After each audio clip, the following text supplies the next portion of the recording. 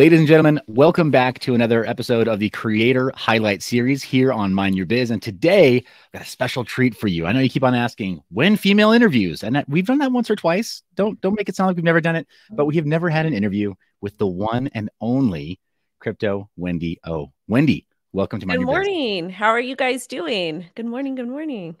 It's so great to have you on the channel. And I apologize. Mimi, she had to go to a group fitness class where she still teaches. She was like, I'm really bummed I'm going to miss this. I wanted to say hello to Wendy before you guys recorded and stuff, but had a blast in Miami. So yeah, missing the fun times. Give her my love. I love your wife. She's absolutely awesome. But yeah, I'm happy to be here. I thought it was a phone call, so this is why I've got no makeup on, but this is how I look with no makeup, guys, in the morning. This is what you see is what you get, but whatever, let's get into it. And of course, my daughter's shirt that doesn't fit her, or she doesn't want to wear anymore, so it's mommy's now. You know, a misfit shirt is not the worst thing in the world, frankly. And Wendy, here's the thing. I think that for the Mind Your Biz audience, like, we wouldn't have you any other way. Like, being exactly who you are, you present such an authentic personality in the space, which is sorely needed. I come across as like really stodgy, right? My background is like literally corporate training. Like, that's what molded me into the quasi like FBI guy that in fact, some of BitBoy's team accused me of being a Fed, which is why I made all these hats that are like, this is the Navy SEALs. I've got one that looks like the FBI. And I was like, okay, I'm going to lean into it. You are a breath of fresh air compared to, you know, characters like me who look like, oh, I'm going to present this like chalkboard lesson on. No, you're just a super smart guy. That's all. Like, you don't strike me as a Fed or whatever. You're just a super smart guy. You're somebody I go to when I have questions about things that are outside of my scope, because I'm a tech moron, and I'm more than happy to admit I'm a tech moron. And it's okay if you're in crypto and you're like, I don't know what this means. It is okay to admit you don't know what it means. Trading is hard. Tech is hard. And like all this stuff is hard stuff. So it's okay. Security is hard. Not getting hacked is hard. Don't click on links. Yeah, absolutely. Yeah, right. It's like, yeah, but links to Wendy's channel are in the description. You can probably trust those. Those are safe. Those are safe. Right. But thank you for that. Appreciate it. But again, I don't think that, I mean, I'm not trying to like whatever pump up your tires here, inflate your tires here, or overinflate them. But I think it's true. Most people they gravitate towards your content because there's that sense of very grounded realism, that sense of like you actually coming from a place of being a real person, not just being somebody who aspired to be like a professional YouTuber her whole life. So, and who knows, maybe the mold will be broken after this generation. Maybe the young generation is going to be ruined.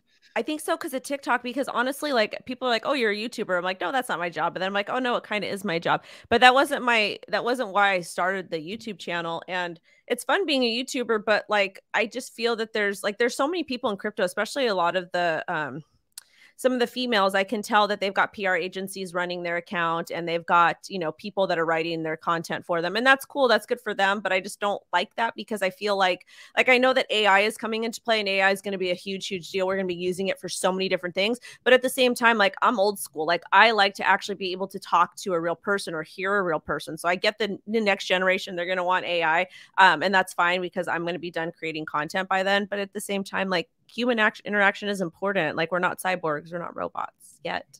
100%. Yeah. Thinking it's knock on wood. I mean, if I can go a little longer without having my my brain uploaded into somebody else's server, right? Can you imagine that your consciousness is being controlled by Facebook or Apple? Yikes. Yeah. So, I mean, that's where it's going to go. Ultimately, like, we think it's going to be this utopian thing where everybody gets an equal opportunity to have their consciousness preserved forever. I have a much dimmer view of the singularity. We'll get on that topic another time, but let's go back in time. Let's bring them way back, Wendy. Way back. Let's go from before you had any exposure to cryptocurrencies or even investing. Who was Wendy outside of the context of crypto? Because now you're Crypto Wendy-O. Who was just Wendy-O? Wendy-O was a white trash person from the hood, kind of, not, but really, but not, but kind of. And I worked in healthcare for 7 years in infectious disease, HIV/AIDS. I actually grew up, I guess, like, people call where I grew up a suburb, but I didn't live in a really nice part. So I'm just like, when they're like, it's a suburb, I'm like, really? There was people doing X, Y, and Z all over the place, but whatever. But I guess it's part of LA County. But anyways, but yeah, I was, you know, I've always been, I don't know. I worked at thrift stores. I worked retail. I had low-level customer service jobs. I worked in healthcare, and I helped people. That's kind of what I did. And that's part of why I started the channel, is because I wanted to help people and kind of be a vessel to get people excited about Bitcoin, excited about crypto. That kind of came where I came from, because I feel like we don't have a whole lot of representation of like the poor or the lower middle class. It's just a bunch of like rich crypto people that like are all the super tech smart, and a lot of people don't understand these people came from a place where their parents worked in traditional finance, or they worked in tech, or they were you know, they had all these, you know, all this stuff. Like my dad did work in traditional finance, but he stopped working there when I was 5, so I didn't get exposure to that. Like I would have loved to learn from my dad and learn his knowledge, but I didn't get exposure to that. So my channel is always, or like what I do is kind of just, I want to be a vessel for the people who think that they can't get it, they don't understand, and so that they know that they do matter and there is a place for them here, because there is a place for everybody in crypto. We're supposed to be operating in a true decentralized economy, despite popular opinion. Yeah, right. It'd be great if we could get to that circular crypto economy at some point. I mean, we do have the technology. We can fix this problem. It exists today. We have wallets. We have crypto. Yeah. So I hear you there, and it sounds like that rings true. I think in most of your media, and anybody who's gotten to meet you or gotten to know you on like beyond the superficial level, I think gets that solid read on who you are, and you bringing that with you into this new context of being crypto Wendy-O. Like that doesn't seem to have been stripped away at all in your messaging and the way you conduct yourself at all. Certainly for me, like the handful of times that we've met up in person or gone to events, that is exactly who you present as. And it's just very genuine. So definitely appreciate you being that voice and continuing to be that voice. And me and your wife are going to go thrift store shopping. Oh my gosh. You will never see you again. I'm actually worried we'll never see you again, because they keep on making thrift stores and people keep on, you know, disappearing in them. Macklemore had it right. I mean, you can cop some bags, right? So funny. I know we have questions there together, but really quick, when that song came out, I was working on Santa Monica Boulevard in West Hollywood, and there was a store. It was called the $2 store. It was literally this lady and her family. They got clothes. I don't know where they got these clothes from. They said it was from movie sets, which I don't necessarily believe because I heard rumors. But literally, it was a small place, like 300 square feet. It was super small. They literally had a pile of clothes. Everything there was $2, and it was like all really high end designer stuff. And we used to walk on the lunch break to the $2 store and dig through the pile. And I used to flip this stuff on eBay, and, you know, I helped pay for community college, but I had to say that because it's super funny. And if this store's not open anymore, and if it still was, I would still do that because I still shop at thrift stores, like always. That's awesome. Well, why wouldn't you? Seriously, it's just retail arbitrage by any other name. We call it retail arbitrage now, but now you can be an Amazon reseller if you get approved for the brand. You can sell on Poshmark. Same business model. The difference is you were ahead of the curve, right? Poshmark wasn't a thing back then. So good for you. And I'm not shocked either, right? Being kind of being ahead, just seeing that there's alpha there and making that happen as you needed to. Let's move forward a little bit in the timeline. And you mentioned that Wendy-O before crypto was that person who was like just in the struggle, right? Working, let's just call them what they are, the kind of shitty jobs, right? Because we're all told that that's what you have to do in order to level up. And in a lot of cases, like bare minimum, you got to hustle, right? Like if you're not a trust fund kitty, you're not like Trump, right? Getting a modest loan of $10 million from your parents or whatever. He literally says that, by the way. Still, a modest loan of, I think $10 million is the actual number, right? Like we don't all have it like that. So imagine getting a modest loan of $10 million, buying Ethereum at a sub $300, holding until it hit $3,000 and selling. Imagine that. I was actually talking to my cousin yesterday about it. He's like, I wish I would have taken all my money out of my savings and bought Ethereum at $100 when you said to. I would have had $15 billion. I was like, nobody can buy or sell the top. Nobody plans it that well. Like we always look in hindsight. But anyways. Yeah, right. But in the meantime, like that podium story that you get to tell now of like, well, this is the starting point. I think it reflects the experience of like not just a few million Americans, like tens of millions of Americans, the majority of us, right? Like we are the 95%. They'd say the 99. I don't know if that's totally true, right? You level up, education gets you to a couple more percentage points along that scale, right? Where it's like, okay, now you're a 96%er or 96th percentile or 97. But I mean, the rest of us are like, okay, well, yeah, there's I got to do a job. I think I'm supposed to do a job. I think that's how you get ahead. Like you earn money by having a job, right? Mm-hmm. But you never get ahead by having a job.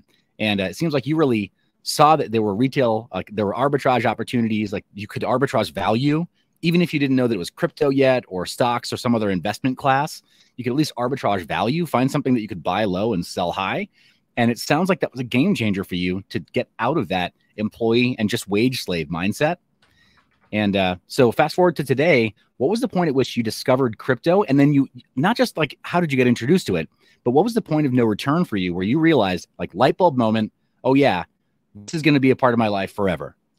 So I heard about Bitcoin in 2011 from my stepson. He's like, "Can I use your credit card to buy Bitcoin?" I was like, "Get out of here. You're insane." I heard about it before because like people were doing like stuff back then. I never touched it because I was like, I don't know how this works, because in 2011 there wasn't like good computers, like the software and the stuff. And you remember the stuff we have now, forget it. Like internet was still slow. I feel like there are still some people that were using like AOL in 2011, like from the phone line. I could be wrong, but I just like kind of bypassed it. And then in 2017, I was just like, I had it with my job. I had it. I was tired of just going to community college. I was tired. I lived in a really bad neighborhood at that time. We were just tired of it. So I was like, I have to do something to change the trajectory of my life. I started reading The Secret. I started like changing the way that I thought about stuff. And I just remember just being so tired and whatever. And then I just decided to buy Bitcoin because I wanted to invest in traditional markets. But you had to put down like $25,000 at the time. And I had that for school, but I didn't have that for that. So I kept hearing about Bitcoin on libertarian radio. And so then I bought in, and then I kind of came obsessed with it like everybody does, and bought the top of 2017. Well, I bought in between 7,000 and 17,000. So it wasn't that bad, but I'm up now. But yeah, but I didn't know that I was going to be here forever until like last bull run, I guess. I don't know. Okay. Yeah. So that was kind of, so I think, unless I'm mistaken, I think I was a guest on your channel when the ticker rolled over into and confirmed 100,000 subscribers and your channel was eligible for verification. I think I was there. Oh, I think you were too. That was crazy. Yeah, that was crazy. I don't know. I was never a numbers person. Like, oh my God, I have this many followers. I think it's super cringe when people do that. But now I kind of do it because it gets engagement, and you have to play that stupid engagement game. But it's exciting, and I'm grateful, and I'm happy. And I couldn't really do it without my audience. I wouldn't get to be a stay-at-home mom without my audience. So Yeah, it's phenomenal. So it sounds like then for you, the point of no return of crypto was kind of a necessity because you built that platform where you were attempting to be an educator first. It kind of was tied up in the YouTube content scene, or in the general content scene. So YouTube, I guess to a lesser extent, Twitter, now some of the other platforms where like you're streaming and stuff. You're a hostess on Twitter Spaces a lot now too, right? Yeah, I do something with Hotep. Like, this is the thing. There's so many Twitter Spaces, and it's like so much, it just gets content overload. And I appreciate that people do the Twitter Spaces and stuff, but it gets to me, it's like too much. Because I'm on TikTok, I'm on Instagram, I'm on Facebook, I'm on YouTube, I'm on Twitter, I'm on like everywhere. And it's like, I'm tired of talking to people. So like I try to limit my time a bit because I have a daughter and I need to spend time with her. So I'm like kind of taking a couple of months off from the Twitter Spaces, but me and Hotep, we still talk about ridiculous things because why not? Crypto is fun, but I don't like talking about it all the time because I feel like there's other important things to discuss in life. Yeah, no, that's phenomenal. And obviously, like, shout out to Hotep Jesus. You mentioned him a couple times, and anybody in my audience who's not aware, like, very solid, genuine creator as well, which is why I know you guys vibe so well. Like, your show together is so awesome because you can riff and you can just keep on with a conversation that could literally be about nothing, but you make it genuinely transformational for your audience. Because why we should cancel women with tattoos, all kinds of stupid stuff. Yeah, awesome. Yeah, right. Yeah, clearly you are not inhibited. That's the big thing, right? Like, talk about anything. So yeah, love the content that you produce with Hotep Jesus. Yeah. So let's kind of move forward. Talk about that point of no return for you, where you knew crypto is forever part of the equation. It's not everything you want to talk about 24/7, like you just said, but I mean, it's not going away. Bitcoin it's not going to zero. I don't care what anybody says, not going to zero, not going away. And all the other assets too, a lot of them not going away. So it sounds like crypto Wendio is here to stay too. Is that accurate? Yeah. Yeah. No, I'm going to keep doing it. Like, part of what I'm doing is I want to build a channel and gift it to my daughter as a business, like when in a couple of years from now, because she could totally, like, the monetization you make on YouTube is great. And I see all these little kids channels and they just open toys up and do whatever. So there's no reason why my daughter can't be teaching something educational. And then like I'll get a teeny tiny cut, like mommy will get 10% of the monetization. And then, we have to allocate the rest for her salary. And then the business operations, because people don't understand YouTube channels cost money. Most people are not doing their thumbnails and their editing and their research. Like, everybody's got a team that helps them, especially the larger that you get, because it's better content.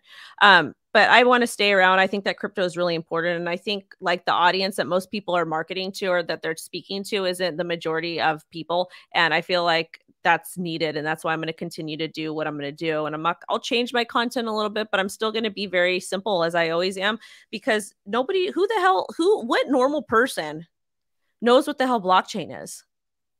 Oh, very few. Can you imagine walking into a dive bar and be like, oh, let's talk about some blockchain?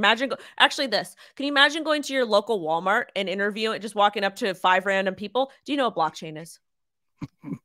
So Wendy, so funny story. I used to do that for Microsoft back in the day. Like, it was as a senior national, the corporate training gig, right?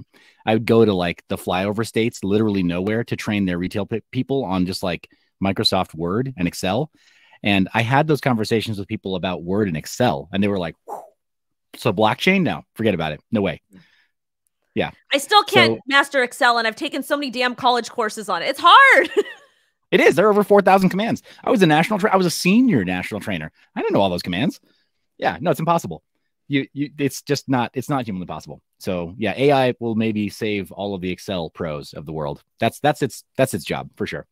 So, yeah, be an Excel professional. But yeah, so it sounds like then you've got like a 5-year business, but you got to have a proper business plan then for your brand. It sounds like at this point, because he thinks I'm insane. You're right. Yeah, he's like, are we tax loss harvesting this year or what? Like, obviously, you're going to zero this year. I'm like, save me money. This year's gonna be good. Like, I've literally I brought in like $1,000 of YouTube monetization. So I'm like, yes, that's awesome. I'm like, I went from making all this money to making like nothing. So I'm gonna get my tax refund. Woo woo woo! Party time. My gosh, it's hilarious because, like you're saying, the costs that go into it, like a good YouTube, people are like, oh, well, it's free, right? It's like CoffeeZilla's $10 million studio. It's just a green screen and that's it. Like, no, even that is like really complex. Yeah, no, everybody it doesn't matter. Like, everybody is just, people don't understand how hard it is. And like, even people are like, oh, I don't make money from YouTube, blah, blah. They're making money. A lot of people just aren't telling you, like, monetization. Like, I think if you get like 1 million views, I don't know. I feel like if you get 1 million views, then you get like $4,000. And if you could get like 50 to 60,000 views per day times 30, then you get like $60 to $70,000. So people are making money. They're just not telling you. Like, I get a niche. I mean, my monetization is like $2,000, like anywhere between $1,000 and $2,000 per month. Okay, that's not bad. I mean, again, considering the niche and considering the current market that we're in, most people also don't know that, like, I mean, the CPM, the cost per mil, which is like the inside term, right, for content creators, vastly different between, say, like joke content or meme content or fail videos versus something like actually value added, like what you do. So where you're talking to people about skills they can acquire in finance and accounting, but specifically towards crypto, like it's night and day. Right. That's why you can do several million views on somebody like eating shit, right, on their scooter. And it doesn't pay anything at all. Exactly. So, no. Yeah. Yep. So yeah, very, very different game there. Well, let's kind of like let's take a look on your career as a YouTuber so far, right? Which I'm sure must be surreal to even hear, right? Your career as a YouTuber so far. What are some of your biggest wins? Things that you consider to be like the gold ring or the brass ring that you've actually gotten your hands on? So my favorite thing that we did on the channel was I posted a video September 2021. And I said, I'm selling 60% of my crypto. And it was more so for me telling people like, hey, you should probably consider, like, I think we were trading, like Bitcoin had pumped, like, I think to 50K and then dumped. And then we were on our way up to 69,000. I think price was about 40,000. I was like, you should probably consider like cashing some of your stuff out or whatever. That TikTok short that I posted on TikTok video that I posted on YouTube Shorts got 740,000 views. All the comments were so terrible, so nasty, so mean. You're an idiot. You're going to lose money. And I did sell most of my crypto at that time. Like I have my long-term hold Bitcoin, my long-term Ethereum, like whatever, but most of my altcoins and stuff, I just started cashing positions. I was like, you know what? It's not really worth it right now. And I did sell about 60% of my crypto. And sure enough, Bitcoin kissed $69,000 and it dumped. So I pretty much almost sold the top, which like anybody that's watching this, you're never going to sell the exact top. Never going to sell the exact top. If you're in, like, even though it wasn't close, like it was still around $40,000, that's a win for me.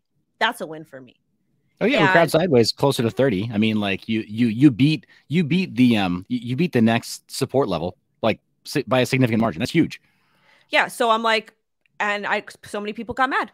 and that was my most watched video content, or that was my most watched content piece I ever posted. So that was probably the biggest mini victory for me, because I was able, like, people that weren't like degrading me in the comments, people that listened to that, they actually made a lot of money, and they saved a lot of money. They saved themselves, because no one is going to call, like, even traders, even guys that have been doing this for a long time, they will tell you, you will never catch the exact bottom or catch the exact top. If you can get out somewhere in the middle, if you can be like 60% profit, that's a good, like, if 60% of your trades are profitable, you're doing good. Oh yeah, that's amazing. That sounds awesome. So big dub for you there. You didn't call a top, didn't sell the top like you said, but I mean, you got out with your shirt on, which is amazing. A lot of people didn't. So kudos to you, and kudos to anybody from your audience who listened. Yeah, I mean, haters are gonna hate. So they got to feel good for a couple of days, couple of weeks, I guess, and then watch their portfolios implode. So, but sucks to suck, I guess. Wendy, I'm curious, moving forward with your channel and just with everything that you're working on, are there any upcoming dates or milestones, things that the Mind Your Biz audience could look forward to? Keep in mind that we're recording this sometime in January, so something maybe in Q1 of 2023 that you are really anticipating and you're really excited about. I'm not excited about this, but we're getting crypto regulation. Okay. No, I think the thing I'm most excited about is just the bear market, so that people can continue to build and like relax and stuff. Like right now we're seeing this little bit of a mini run. I still don't think we've capitulated yet. You and I have had this conversation a million times, and I could be wrong. You can call me an idiot, but I still think the miners will capitulate. Like, I think that there's going to be a lot more volatility in the market as far as down goes. Yes, we're having this mini relief rally, and that's fantastic. This happens in a lot of in a lot of bear markets. But I would just, I think just for me to tell your audience is, please have a trading or investing plan. Like, I don't have really anything to tell you guys to look forward to, besides look at the mistakes that you made last cycle and do better, improve on those. Take 10 minutes a day, continue to educate yourself, create a trading or investing plan. I don't care if you're somebody who dollar cost average on Bitcoin, fantastic. I love it. If you don't know how to use cold storage, educate yourself on that. If you're somebody who's still dollar cost averaging Bitcoin, you still need to have an exit plan. Seth, do you know anybody who has a 401k, an IRA, stocks, bonds, anything like that in the traditional world that just buys and has no plan on cashing out? Yeah, plenty of people do. Unfortunately, it's a very common behavior to just like sock away in your 401k and not really know what your exit strategy is. Hold on. You're wrong. No, you're 100% wrong. You want to know why?